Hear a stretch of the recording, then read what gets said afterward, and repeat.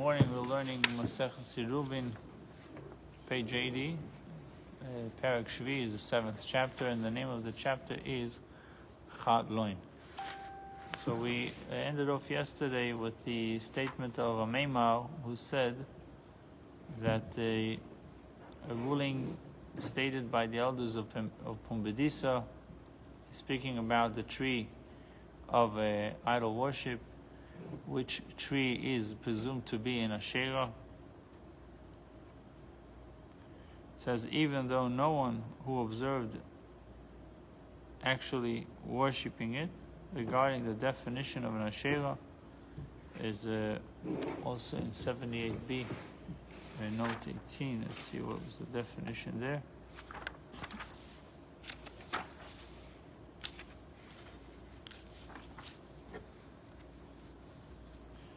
The 78b.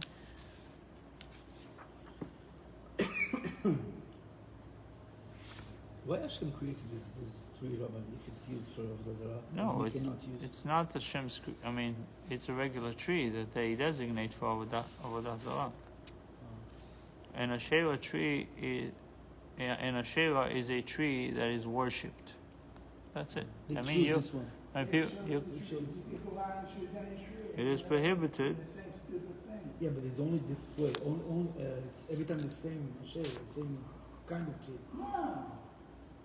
It is prohibited to derive benefit only from certain Asherot. Gemara refers to a completely prohibited Asherah. Prohibition against deriving benefit from an Asherah is a biblical in nature, stated in 2 verses of Ashereim tisrifun bo'esh. You shall burn their Asherahs with fire, Deuteronomy 12:13. Ashereim tegaden, you shall chop down their Asherahs, also Deuteronomy 7:5. Rabbi, Asherah is a kind of tree or is any tree? Any tree that was designated for idol worship.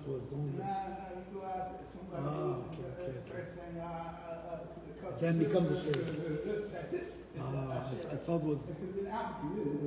I thought it was only one. No. It's from the tree. Okay. So the thing is with this type of Asherah is that it cannot derive any benefit from it. So we have we had our Meimar said, what is a stam Asherah? What is a tree that is presumed to be an Asherah? So Rav answered them. He said, Kol shemishol say of the gilum shamaris, any tree that is guarded by an idol attendant, meaning they're guarding it. For them, it's important.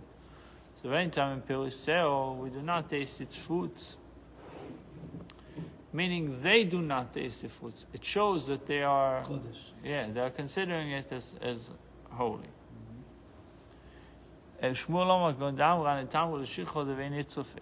These dates, for example, shall be beer in the temple of the local idol Nitzrafei.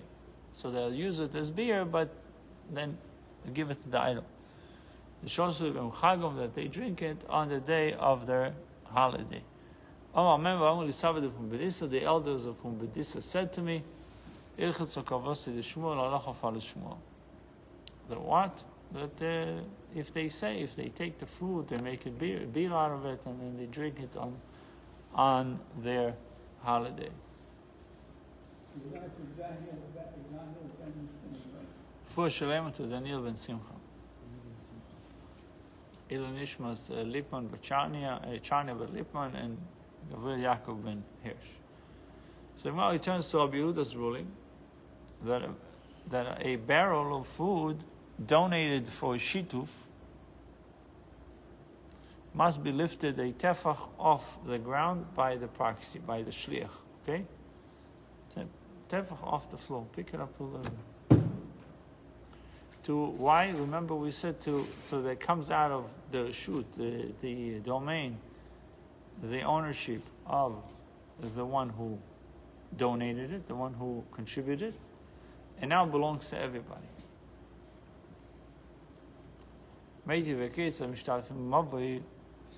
How do we establish shituf l'maveh? Maybe chavish yam sheshem shedmom should go shema sham in a pelo is bring a barrel of wine, or oil, or dates, or dried figs, or other foods. If it's his, he must confer ownership. He must give the ownership to everyone else. And if the food belongs to them, each of the Maveh's residents owns a portion of the food. So he must notify them that their food is being used for the shituf. And then if he donates the food, proxy must lift the food a trifle off the ground to accept ownership for the other residents. This contradicts Rav Yehuda's ruling that the barrel must be lifted full tefach. Trifle off the ground means very little, and tefach according to Rabbi Yehuda. So is it tefach or trifle? Is it 5 inches or a little bit? My mashu nami dekomo tefach. What is a trifle mentioned by the Bryson? Tefach. So there's no contradiction. They're both saying tefach. Itma ashtu mevois. Right, we learned, our Mishnah stated food donated for shituf must be acquired by the other residents of the Maveh through a proxy. This opinion is not universally held. Itma shituf mevois. Intended for shituf mevois. Rav said he doesn't need to confer ownership upon the other residents. Shmuel said he does. Shmuel Amar tzorech lezakus. Yehu v'tchum Rav Amar tzorech lezakus. Shmuel Amar tzorech lezakus. When it comes to Yehu v'tchumim, it reverse. The opinions are the opposite. Rav says tzorech lezakus. He needs to confer ownership. Shmuel said he does not need to confer ownership. Bishlam Shmuel, it's understandable according to Shmuel, his position in each case reflects an authoritative view. Here, in the case of Shituf Mevois, our Mishnah taught that a formal transfer of ownership required. And here, in the case of Yehu v'tchumim, the Mishnah did not teach that a formal transfer of ownership is required. However, according to Rav, what is the reason he rules contrary to the express teaching of our Mishnah and the implicit teaching of the later Mishnah? Tanoi, the case of Yehu v'tchum is actually disputed by Tanoi. Yehuda said in the name of Rav, Maser v'chalosh Rabbi Yeshaya. There was an incident involving the daughter of Rabbi Yeshaya, Shol Chavesa Merchot, who went to the bathhouse before the Shabbos. And darkness befell her while she was in the bathtub. So now it's suddenly Shabbos. What is she doing? Still, they are stranding her, meaning she's stuck, she's stranded beyond the Tuchum of her city. And her mother-in-law made an Eruv Tuchumim for her before the Shabbos to enable her to return.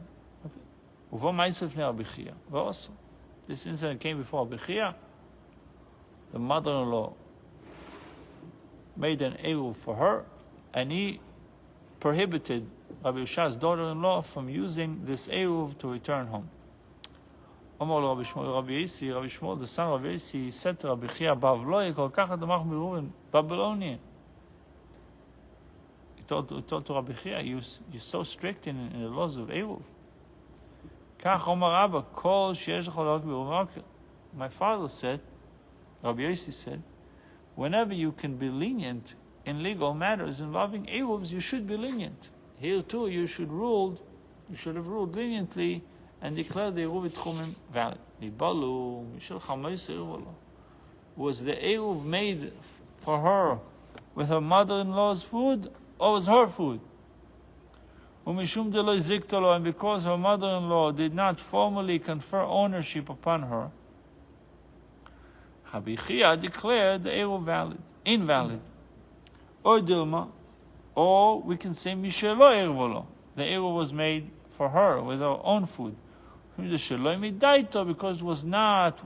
it was made without her consent. Rabbi Chia ruled it again invalid. So it's either she did not confer ownership or she didn't know about it.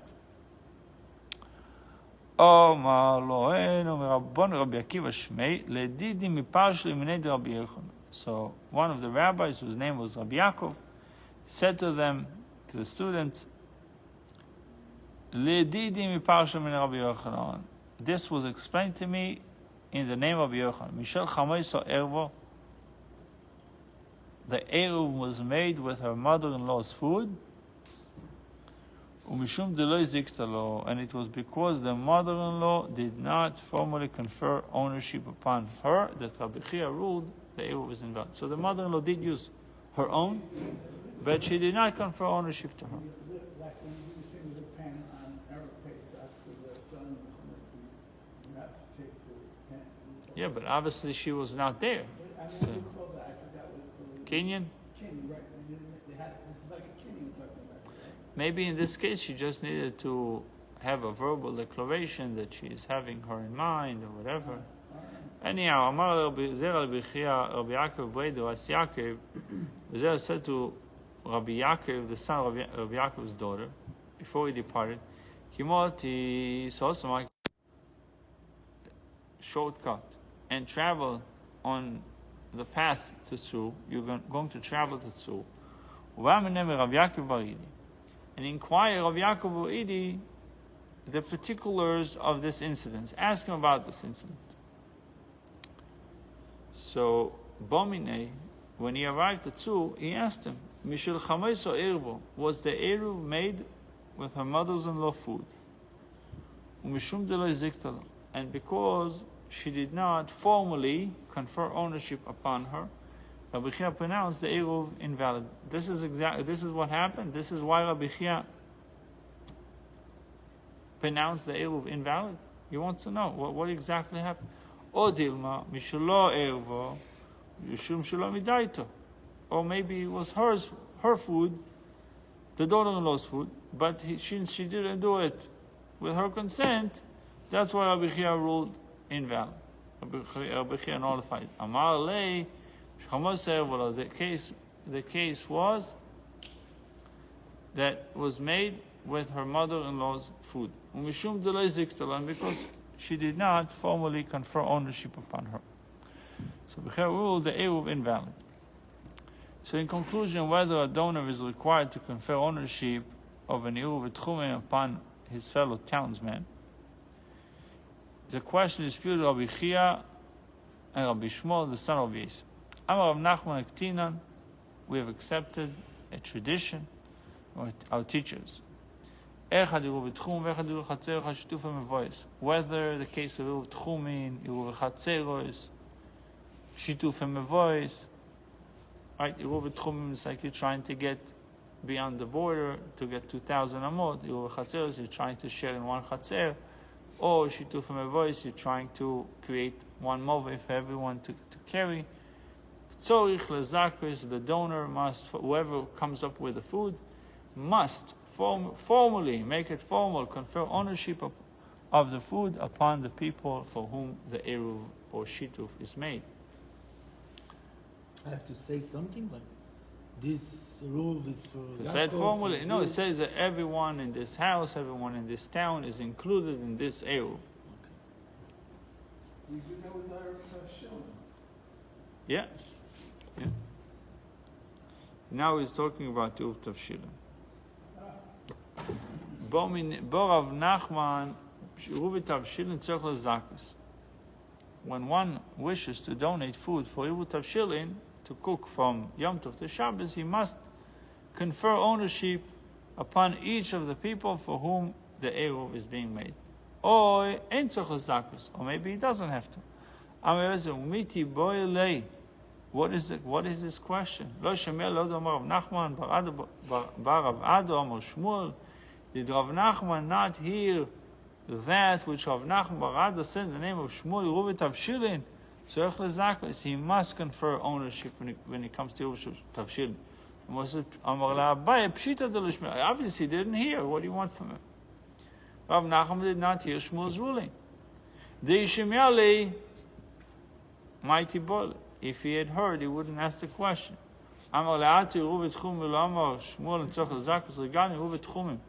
Did Shmuel not say that one need not confer ownership upon others for whom the Eruv is being made? V'omar iu tzach zakus. And yet Rav Nachman himself said above that the donor must confer ownership. So what do we do, Shmuel or Rav Nachman? Shmuel says you don't need to. Comes to Eruv Shilin. Comes Rav Nachman says you do need to confer ownership. Regarding Eruv Shilin, perhaps Rav Nachman knew Shmuel's ruling, yet he inquired whether it was accepted as halacha. He wanted to know what the halacha. Abaye proves that Rav Nachman was not aware of Shmuel's ruling. So it's understandable that there, regarding Eruv Shilin and Shituf voice, Eruv Tchumin and Shituf voice, Pligi Rav and Shmuel dispute the necessity of whether conferring ownership or not. Rav Nachman informs us that the halacha accords with the stringencies of this master Rav and the stringencies of the other master Shmuel.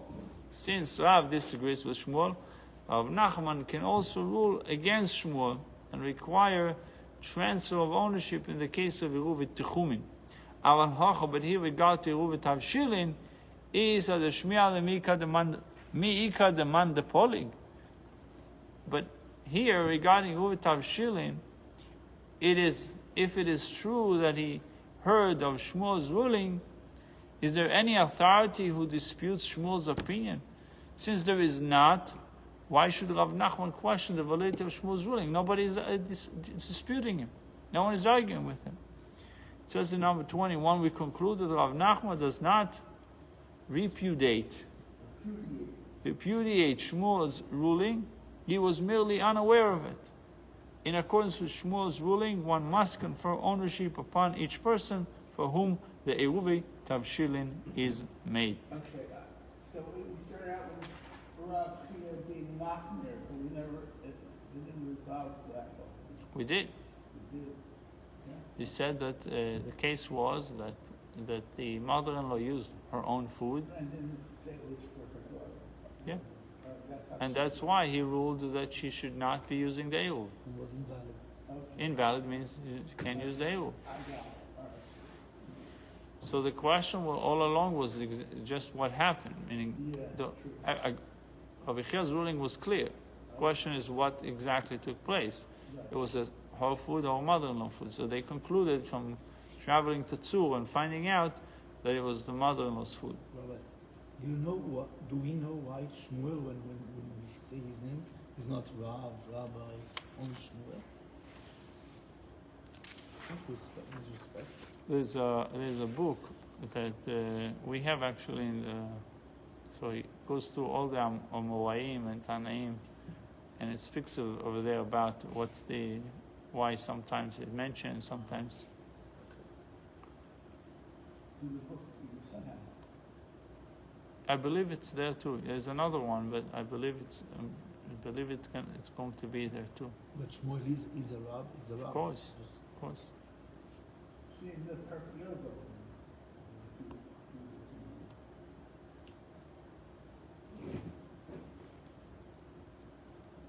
So also a lot of the the answer that comes to me for this is many times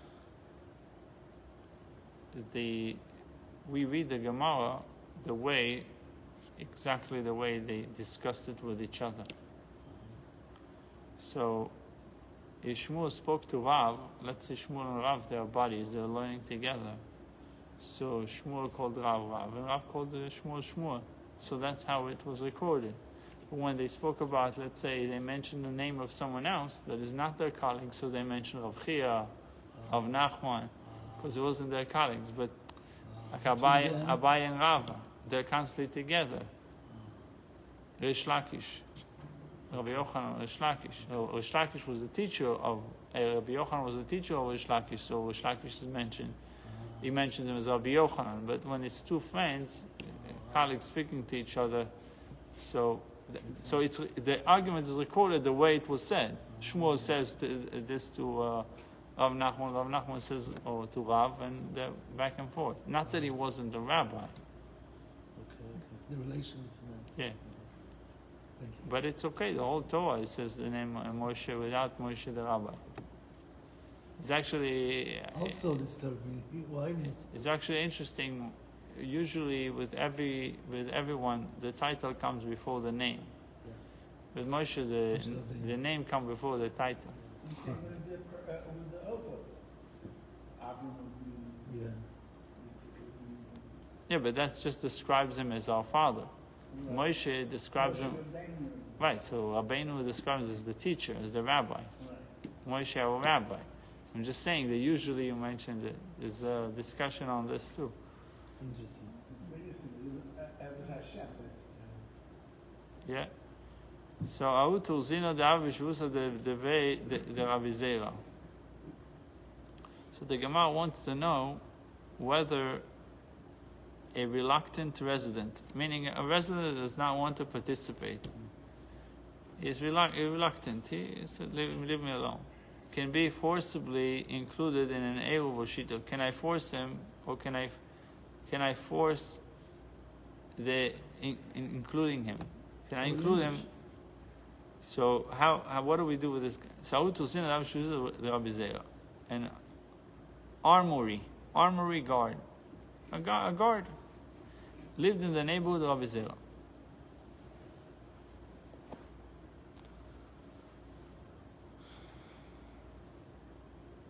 So this guy was appointed to guard the arsenal. He was watching the weapon. So that's why you call him armory guard, because he didn't watch the people, he watched the weapon, the ammunition. Amulei. So they said to this guy, lease to us your rights in this area. Remember we said before, they wouldn't do it because they're afraid. They don't know what the Jews are planning. What do you mean you want me to lease you my rights? So he did not. He did not agree to it. He did not lease his rights to them. Also come to Rabbi Zera. So they came before Rabbi Zera for advice. So they said to him, maybe we can lease his rights from his wife. Is she empowered to convey them? Is she has the power to do it? This is what Rish Lakish said in the name of a great person. Who is a great person? Rabbi Chanina. Who is the great so it says, a person's wife may join her family in an Eruv by contributing her husband's food even without his consent. So a woman has that capability. It follows then that the guard's wife is allowed to lease out her husband's right without his consent, so that the community can make an Eruv. So they figured they can speak to the wife directly. Bypass the husband, the guard. Okay. Bypass the husband, go to her, say, you relinquishing your rights, we'll give you money. And okay. If the husband dies on the Shabbat, it's a problem. Because she doesn't receive it. The building is not from her. It's from the kids. Yeah, I don't know if Rusha is in going. Okay. But there's other issues that comes along with it if he dies. Because the place belong to whoever inheriting him, and the guy who, let's say the kids, and the kids are not there to give up their rights. They need to relinquish their rights to lease their rights. In the case of a goy, you have to lease their rights, and they're not there to lease their rights. So then then there's a debate whether, if the beginning of Shabbos the Eruv was good, if it continues to be good, even though there is a change of predicament, something happened differently. So it's a debate on its own. Anyhow, same similar case, an armory guard lived in the neighborhood of Rabbi Yehuda, not Rabbi Zera. This time it's Rabbi Yehuda bar Oshaya. Omar Lei, the resident of the area, said to him, Oiger lon reshusach. Again, lease to us your rights in this area. You notice they use the word lease, not relinquish. Okay. We're not trusting him with relinquishing his right, or he's not trusting us, whatever the case is. But we're leasing. Goy is always lease With leasing, yeah. When it comes to Goy, we're leasing. Okay. So lo egalu. So he did not want to lease it to them. So they went to Rav Yehuda bar Shua and they asked him the same question. Also, they come to Rav Yehuda bar Shua. Amar lei, ma'u lemegam medevisu. May we lease the rights from his wife? Lo have biyodi. He did not know the answer. Also, Kamedi Rav Masna. They came before Rav Masna. Lo have biyodi. Rav Masna didn't know the answer as well. Also, Lekamed Rav Yehuda, they came before Rav Yehuda. Omar Lehu, Achi Omar Shmuel. He told them, this is what Shmuel said. Ishto shelodam me'oreves sheloi midaisa. A person's wife may join her family in an eruv by contributing her husband's food even without his consent. So it follows that the guard's wife is allowed to lease out her husband's right without his consent, so that the community can make an eruv. You know, So- I heard that we don't recognize, we don't recognize the marriage of the Williams. So then, if we don't recognize the marriage of the Williams, then what are we talking about? I'm just throwing that out there. No, it shows that she still has ownership in the place, and if she has, she's a joint owner, and therefore. But the idea of they're saying not because of ownership, they're saying that she doesn't even have to tell her husband, so she can, whether it's married legally or not legally, they live together. Right, we looked at her, fine. According to the Rambam, it's considered marriage, Okay, all right. from what I remember. I got So, that one. but anyhow, she's allowed to say, Please. I'm leasing my rights to you without his consent. Actually, this is the point that you said. It makes sense even why should be allowed. If she's married to him legally, then she might not be able to say to confer her, because she's married to him. Right. She's like they're like she belongs to him, so to speak. Right. So therefore, she cannot do anything without his consent. Like your wife is not allowed to give tzedakah without your consent. There's a question whether tzedakah is considered tzedakah. I gave her a blank check. No, if you give her permission, it's something else. If you give, but assuming that she gives it without your permission, there's a question in halacha whether tzedakah is considered tzedakah, because according to Jewish law, even if she has a separate bank account and a separate income, it belongs to you. True. Even if she works and she receives the money, Yeah, it's yours. halachically, but Right. Yeah. because you're acquiring her, you're married to her. When he did that, when he said, It's a good business. No, but in reality, there's also responsibilities and obligations. You know, it works both ways. It works both ways. But the idea is, it's a question whether tzedakah is considered tzedakah. right. So in this case, like you saying, maybe if the marriage is not binding, so then she doesn't have to tell him about her tzedakah or about her eruv. Right. But it seems like in this case, it's not necessarily has to do with a Jew or Goy. A woman can do eruv without her husband's consent. I don't have I left it there, and What do you need? Yeah. anyhow, we're almost done. I don't have I don't really have to do it. So, Meiti v'noshim shi'u v'shav shalom v'das b'aleh. Now it's a case of women who join the eruv, the families in an eruv without, or shituf, without the consent of their husbands. The Gemara says, "Ein eruv an eruv." The eruv is not a valid eruv. Ven shituf and shituf. So that's obviously a question. How come we just said before, in the name of Shmuel, that a woman is allowed to make an Eruv without her husband's consent. When the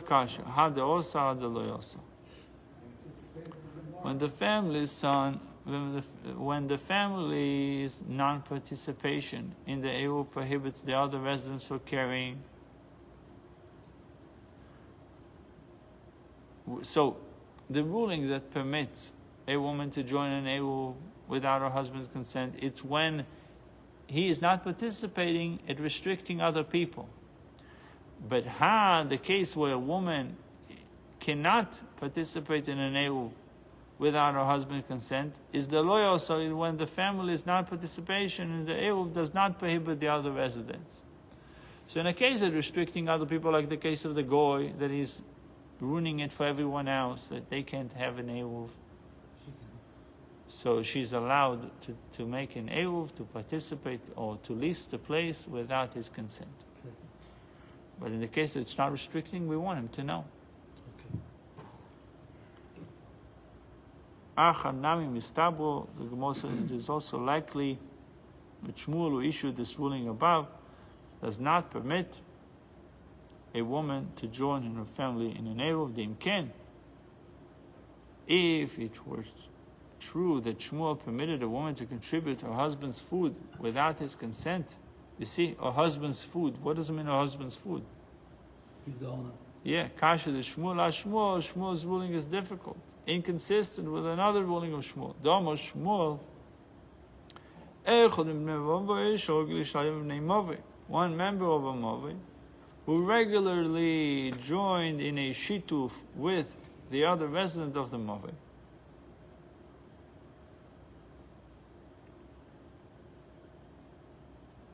Okay, usually they make a shituf together. They participate in the Eruv together. But this time he did not join the Eruv.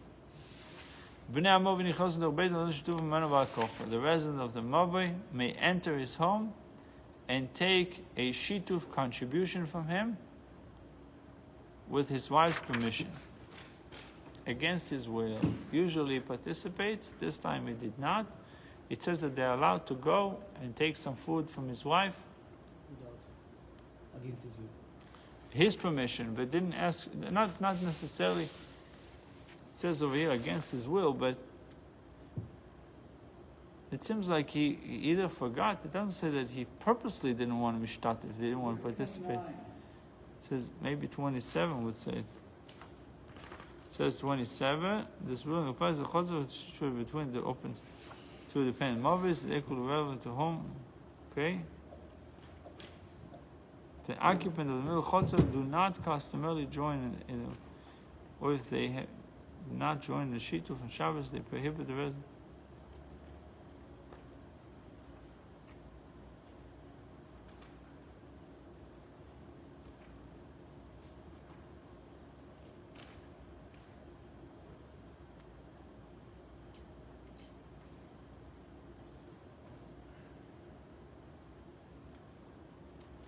Let's see.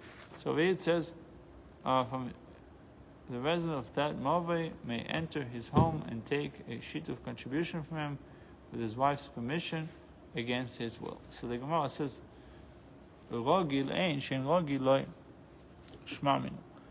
when he regularly joins in a shituf, we're allowed to do it. When he does not regularly join in a shituf, Shmuel does not permit the wife to contribute against her husband's will, since their non-participation will not invalidate the shituf. Shmamina will learn from this that Shmuel does not permit a woman to contribute against her husband's will if their non-participation will not invalidate the Eruv or shituf, except when he regularly joins in a shituf. So we added another detail to this situation, that you don't have to notify the husband in a case where it's restricting other people. Also in a case where he customarily joins the Eruv. Usually he joins the Eruv. In that case, one Shabbos he forgot or he didn't do it, the other people are allowed to come and take without his permission.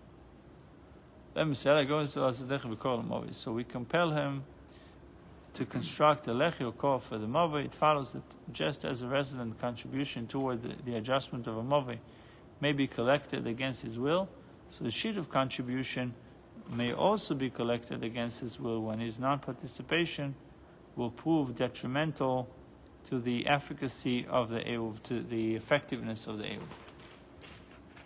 I remember we were learning about, I forgot what the chapter was, about like maintaining the walls and maintaining the city.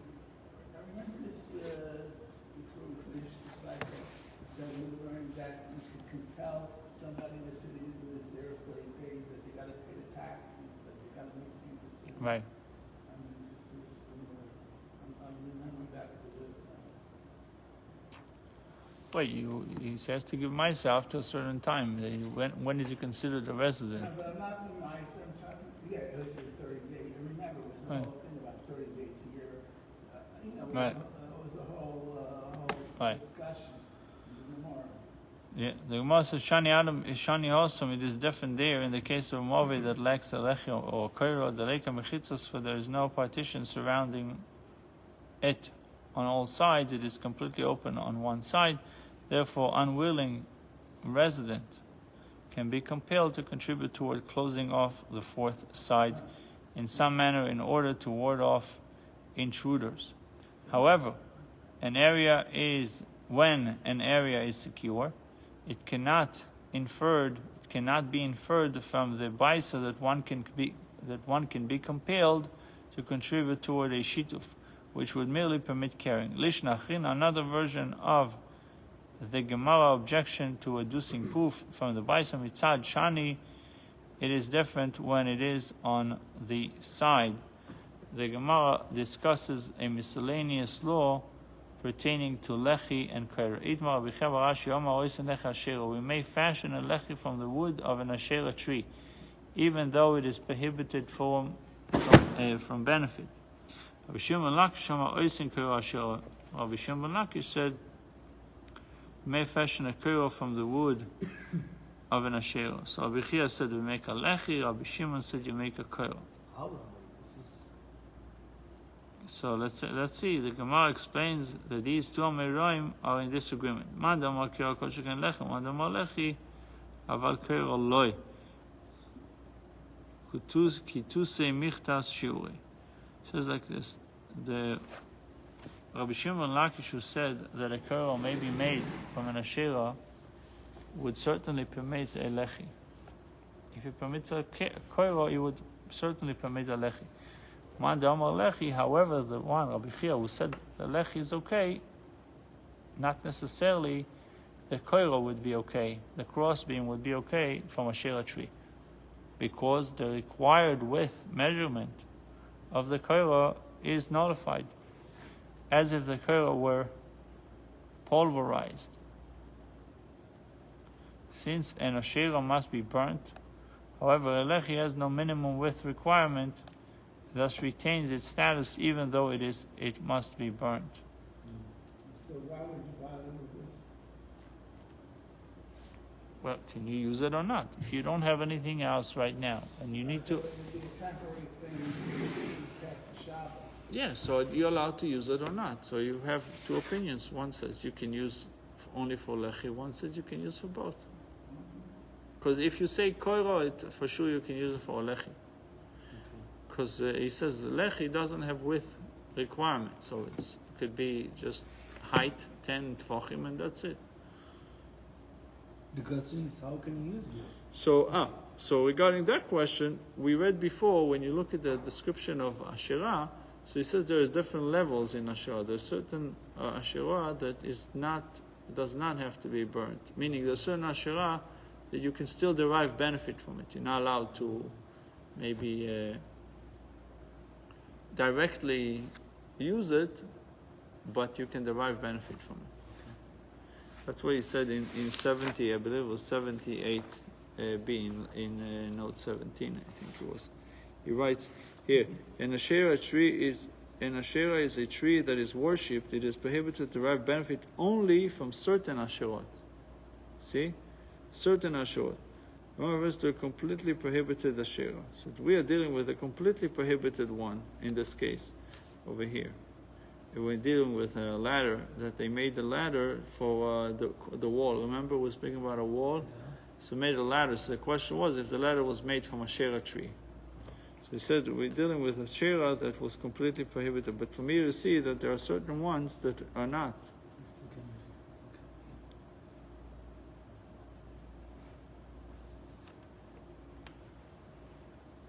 You see, there's a concept called Irani Dachat. So Irani Dachat was a town that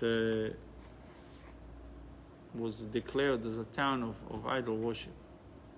So the trees of that town are considered a Shera tree. It's like a town of idol worship.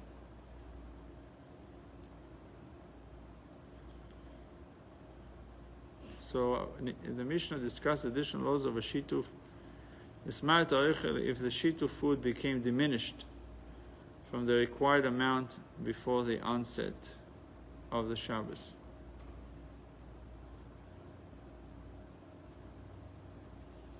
Right? It was diminished. You had 100 grams, now you have 99 grams.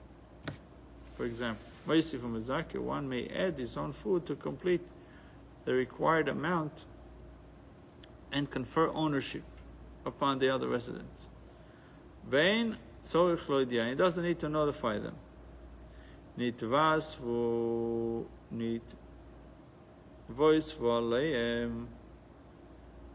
If more residents were added to them, to the original residents, so that the sheet of food is insufficient for all the residents, what happened? If you have 10 people participating in the Eruv, so you have a certain amount of food.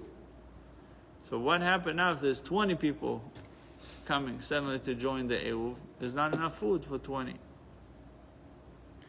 If more residents were added to them, to the original residents, so that the sheet of food is insufficient for all the residents, one may add his own food to reach the required amount and confer ownership to the new resident. But in this case, he needs to notify them.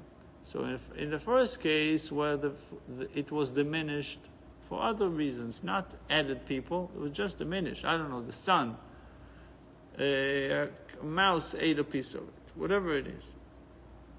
So in this case, you don't have to notify them. You can add, and that's it. You just confer ownership to them and say it belongs to everyone. The second case, he has to also notify. Why did the guys that came, they don't have to contribute? They don't have to put food? You can contribute on their behalf. But notifying them. Yeah, they need to notify. They need to contribute, but by you giving, it's like they give.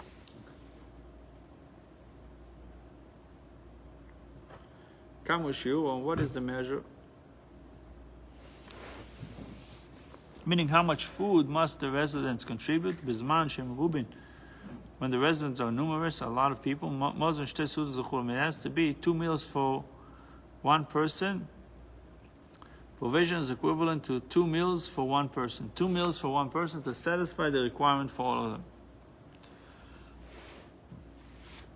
Let's see in 15. Although the individual contributions may be minuscule, depending on the number of residents involved, since the shita for Eruv itself contains a significant amount that is sufficient, the measure indicated food for 2 meals is relevant only to food that is eaten by itself. Bread, grains, for food eaten as an accompaniment of bread, the required measure is the amount of that food that would be eaten with bread during 2 meals.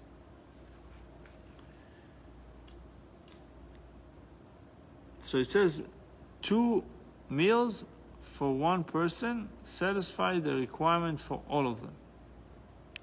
But when there are few,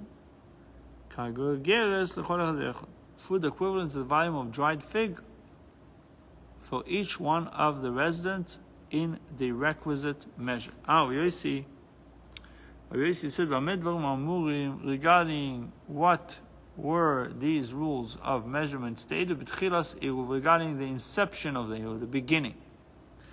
However, in regard to the remnants of the Eruv, any amount is sufficient, and the food need not be replenished for the upcoming Shabbos.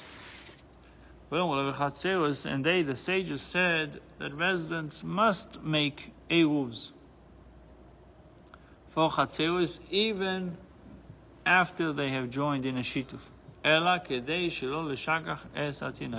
Only so as not to cause the children of Chatzeros to forget the law of Eruv Chatzeros. Therefore, we may rule leniently in this case. If you say that the supplemental food is of the same type, why does the Mishnah mention only the case of the diminished shituf? Even if the original food was completely consumed, one also may replenish the shituf without the other resident. Rather, if you say that the two different types of food are involved, even if the shituf only dwindled, new food should not be appropriated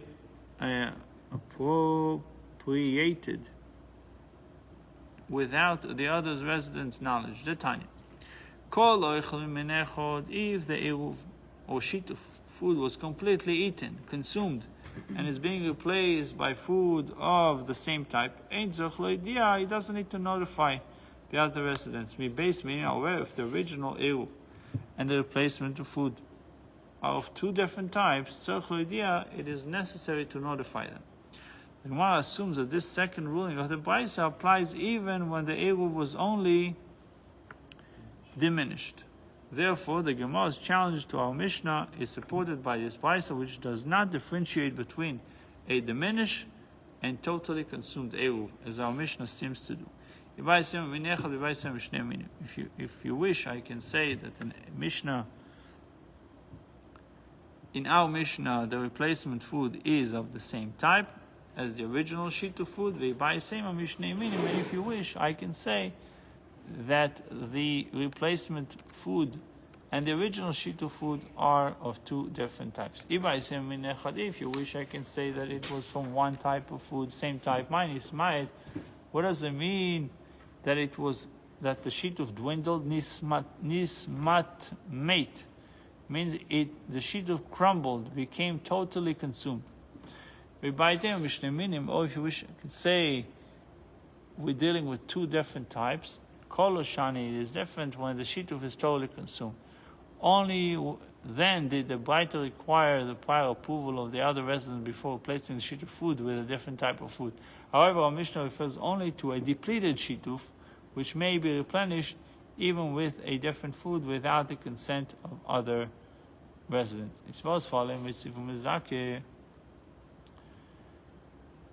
If more residents were added to them, one may add food and confer ownership. Rabbi Yehuda's colleagues disagreed with him. The Tanya, regarding what was this ruling said, in regard to Tchumin. However, Eruv Chatzeros can be made with the consent or without the consent. Rabbi Yehuda's statement disputes our Mishnah, which rules that the consent of new residents is required in order to include them in the shituf. It is obvious that Rabbi Yehuda's colleagues disagreed with him. Our Mishnah clearly ruled that the consent of the new resident is required to include them in the shituf. Why was Rav Shizra's statement necessary? What might you have said? This ruling of our Mishnah concerns a chatzer that is between two mevot. Only then is the consent of the new resident required. However, regarding a chatzer that opens only to one mavoy, I might have said that no consent is required. Perhaps our Mishnah agrees that in the absence of an option, consent is not required. Kamashma al Shizri therefore informs us that Rav Chisda taught that our Mishnah refers to a case of a chatzer belonging to only one mavoi, and even then consent is required. Kamu shiur, so what is the measurement? Kamu rubin, and how many residents are considered numerous? What does it mean a lot of people? How many? 18 people. 18 and no more. What about a larger number? Or you can say from 18 and on. And what is the reason Shmuel chose 18?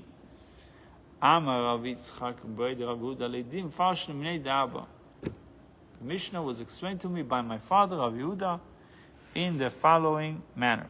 In any case in which if you divided a 2-meal equivalent of food between them, then each one's portion would not reach the size of a dried fig. It's too much people, and each one will get less than a dried fig. They are considered numerous. And a 2-meal equivalent of food is sufficient for all of them.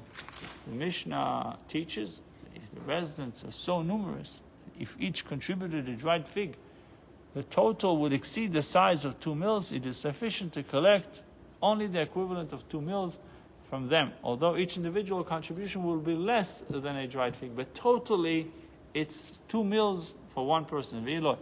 And if there are not so many participants, meaning less than 18, so if a 2-meal equivalent was divided between them, each resident's portion would be more than the size of a dried fig. They are considered few, and it is sufficient for each person to contribute only the equivalent of a dried fig. And incidentally, Rabbi Yehuda informs us in Shmuel's name, the 2 meals equal the volume of 18 dried figs. 18 dried figs is 2 meals. So if you eat 9 figs in the morning, 9 figs in the afternoon, 9 figs in the evening, you did a lot of fiber. The Mishnah discusses the foods which one may make an eruv or shituf. Bakol ma'oven u'mishtatfin. Any food may be used to make an eruv or shituf. Chutz min hamayim u'min hamelach. Can't use water and salt. Div Rabbi Eliezer. These are the words of Rabbi Eliezer. Rabbi Shomer kikau eruv. Only a whole loaf of bread is valid as an eruv. Afilu may feseo. Even if a loaf is baked from seah or flour. 144 average size chicken eggs. The Mishnah proposally mentions an exaggerated figure. Say 144 chicken eggs. Not doves, not pigeons' eggs, not ostrich eggs. Chicken. But if it is slightly broken, we may not make it with it. So you want it to be whole. But Abishua emphasizes it needs to be complete. Even if it's a big slice of bread, according to Abishua, it's not good, at least from the way what we see from the Mishnah, because it needs to be something that is complete. Like Shabbos bread, you need to make a bracha on something that is complete. I had a question about challah, Rabbi. Once I was checking if the challah was ready to eat. So I took from the oven, and I just did this, and the dough went into the challah, not fall out. So it was like 10 minutes before Shabbat. I asked another rabbi, I called him, and he told me if the piece doesn't went out, it's okay. Even if there's a small hole in the challah, it's still okay. Agree? It's not yet broken. Yeah, because it went inside. Yeah, it's like. But it was not perfect. If you see from below. So the broken matzah, if it's cracked matzah, it's still considered complete. Cracked. It's not completely broken. Okay. But it has a crack. Maybe it's the same idea. Okay. But if it's fall out, it's a problem. But that's not the way to check the challah if it's ready or not. So how do you check? You put a toothpick? What? If you put it, If you put a toothpick and if it's wet. it comes out, if it's wet, it's not. Right, yeah, that's for cake, yeah. Yeah. But I wanted to double check. Yeah. So My wife got it down to science because she knows how much time it's in there. It needs to be there a certain time, so she put the timer on, and when the timer is, It's a show on the Facebook, it's good. so you put the timer on, there's no way for you to make a mistake. yeah, sometimes it's not perfect. Sometimes it's good. Yeah. So let's say I think the oven is let's say not- you bake at 350, so you preheat the oven, and then you know that it needs to be there for 15 minutes. If you have a good oven, it should be okay. I think my oven is not. It needs to be convection oven because convection makes everything even. So that's the problem. With the fan, no, That's the problem. The convection has a fan, Right. so the fan makes it even heat. Yeah. So it bakes the bottom, the top, the sides, everything. But if it's only from the top, then I think it's only from the bottom. the bottom or from the top. You choose. Yeah. Next one. If it is slightly broken, we may make an eruv with it. Ein marba. If it is slightly broken, we may not make an eruv with the kikar be'isar. However, a loaf the size of an isar. What is the size of an isar? Small silver coin. V'ushalim ma'ovim bo. As long as it is whole, may be used for an eruv. So as long as it's complete whole, you can use it as an eruv. That's the opinion of Yeshua. Thank you.